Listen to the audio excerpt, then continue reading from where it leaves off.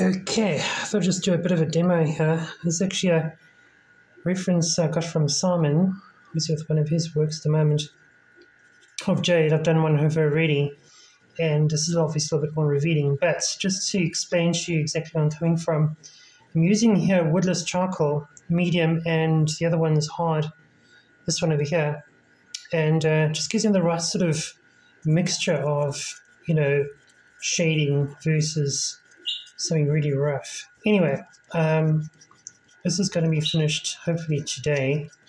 It's still very rough, obviously, but when it's finished, it's going to be a lot different to what it is right now. Anyway, this is just a very quick video clip of exactly a bit of a process of how I go about doing what I do. As you can see, I'm holding the charcoal by its side. I like a sort of side-on grip. It tends to make my shading a lot more even. And also too, obviously cross-hatching is a major part of what I do. I love the cross-hatching technique. I think it absolutely works for me. And as you can see from what I'm doing, there's different angles I'm using, X to Y, and then diagonally across kind of works as well to get the skin tones really even. And a nice sort of grayscale platform to work on my shadows. As you can see what I'm doing over here, make it a little slightly darker. And then, of course, the highlights being here. Sort of the deeper the shadow areas, obviously, the more the highlights are accentuated. I don't actually use an eraser or anything to create the highlights. I like to actually leave it by itself and work it in using the grayscale technique I just described. But I find charcoal works for me as a medium. Woodless charcoal is one of the better ones I prefer because it's got like a plastic covering, and your hands are totally smudged holding it either. As you can see, cross-hatching is a very big part of what I do and how I do it, and using and holding the pencil or charcoal in this case in a certain way does help the technique. But cross-hatching to me absolutely works. Obviously it's when I've got to really layer it to really give it the sort of depth and smoothness one needs. But again, too, it's just something that I work on. Not everybody's thing. Everybody's got their own way of doing things. But for results and the kind of smoothness that I really want, I find multi-layering cross-hatching does work for me.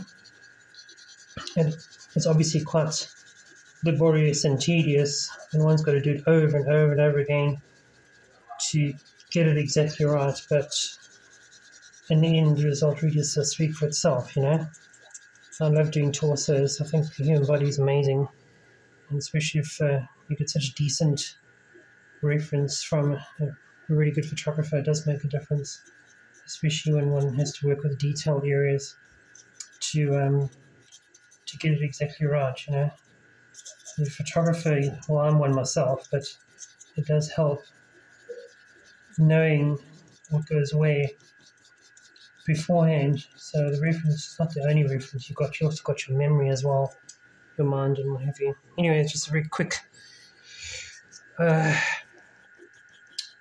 rundown clip of what I do and how I do it, and hopefully I'll give you some idea into the process, because you don't just sort of flip a red button and all of a sudden there's a work of art in front of you.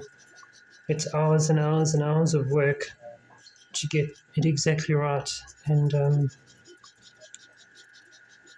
perseverance as well, belief in oneself, knowing that you can make it good, and also the way one's audience reacts does make a huge difference to the level of confidence you need in putting together something really nice.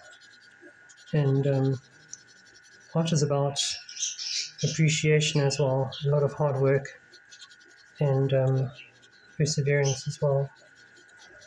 But yeah, hopefully I'll be finished this shortly, and I can do another clip of exactly what it looks like when it's all complete. Hope you enjoyed it. Cheers.